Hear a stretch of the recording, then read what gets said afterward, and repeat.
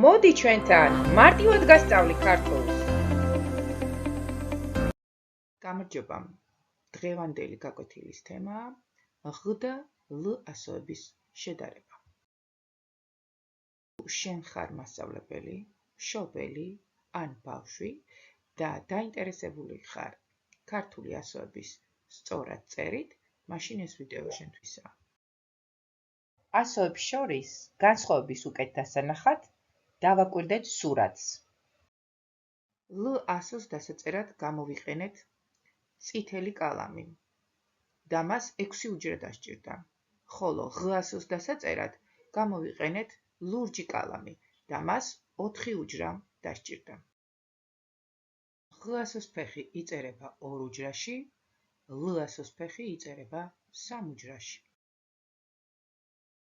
ლ და ღ ასოების ტანი ერთნაირად იწერება.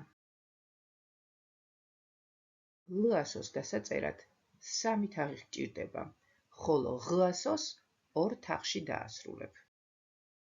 ასოებს მოუძებნე თავისი ადგილი. ილოცავ, ყველა დავალებას იოლად გაართვი თავი. გაინტერესებს მსგავსი ვიდეოები?